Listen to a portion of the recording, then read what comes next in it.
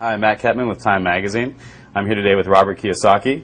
He is the best-selling author of Rich Dad, Poor Dad, which has been translated into more than 50 languages and is the #1 personal finance book in the history of the world. Thank you for joining us today, Robert. Thank you. This question comes to us from A.J. Gupta from Grays Lake, Illinois. If you did not have the rich dad in your life, what would you be doing today? It's hard to say if I didn't have my rich dad because as a young kid, starting at probably about the age of 5, 6, 7, 8, 9, I really wanted to be rich. So I think number one is desire, and then you naturally seek your role models and teachers. And in my lifetime, I've had multiple rich dads. My rich dad was my best friend's father starting at the age of 9. And then today, I still seek mentors and wise men and wise women because that's how you get wiser, is by hanging out with smart people. And this one comes to us from Lagos, Nigeria. What made you write Conspiracy of the Rich? It goes back to why don't we have financial education in our schools? I mean, good question, right? Right. And how come the tax laws are different for different people? There's 4 things that make the most 90% of the people poor. Number 1 is taxes. 2 is debt, the college loans, house loans, car payments, credit cards. 3 is inflation. Everything goes up because taxes go up. It's not because things are more expensive. It's taxes. If I have to pay more taxes, I have to pass that on. And the 4th thing that makes people poor is a retirement plan, that 401k or the IRA or their SIP. I don't need a retirement plan because all of my assets produce income. So like I have 1,400 apartments. Every month I get a check. Why do I need a retirement plan? I have 8 oil wells. Every month I get a check. Are there some people who should play it safe and do the traditional route and just pick up a house, pay the mortgage? That's probably the most dangerous thing you can do today. What's happening in the Western world, in America, we're going to become a third world nation, rich and poor. That's it. The middle class is being wiped out. So the people in the middle, whoever's left in there, will be the ones paying the taxes, the debt, the inflation.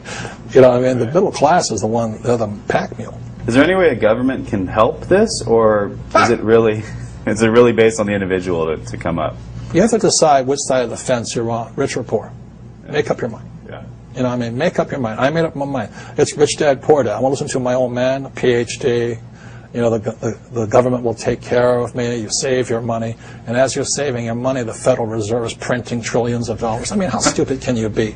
And invest your money for the long term in a well-diversified portfolio of mutual funds, send it straight to Wall Street so that they can pay their brokers $10 million a year bonuses. How stupid does a person have to be? Wake up. Do they teach you that in college-level economics or no? Hell no. Are you kidding me? Absolutely not. By design. If you read Conspiracy of the Rich, 1903, John D. Rockefeller took over the financial education system by creating the General Education Board. And since then, the rich have controlled what is taught at schools. This question comes to us from Tokyo. Jay Sienna asks, you always say that your poor dad forbade everyone to talk about money at the dinner table. Did you ever ask him why? And at your dinner table now, are people allowed to talk about money? That's all I talk about is about money. Tell me something money does not affect.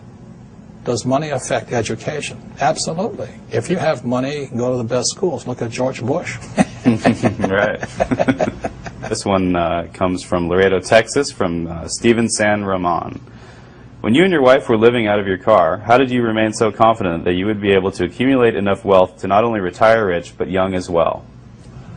Well, confidence comes from discipline and training. I think one of the best things that happened for me was I kept flunking out of school. And I realized it wasn't school that was a problem, it was a lack of discipline. And so that's one of the reasons that I went to military school. The military trains you that there's 4 strengths. There's mental strength, emotional strength, physical strength, and spiritual strength. So that's what kind of kept me going. Is there a time to bail out on a project, though? When... That's not in my vocabulary. Yeah. Look, I have an unfair advantage, I went to war. And at war, I'm alive because other guys died for me. When you see stuff like that, how can I quit? Most guys are just wimps, pussies, cowards. They don't have it. So they should get a job. Muhammad Zafar asks, is it possible for a person with no money and few resources to still make a fortune? How? Get off your butt. You have to get smart. You have to look for teachers. I mean, it's pretty obvious. Like I said, you know, if you want to be a mechanic, you go hang out with mechanics. You know, you want to be a school teacher, hang out with school teachers. Right. Right? It's really simple. I mean, and it takes determination, discipline, drive, correction. Can't quit.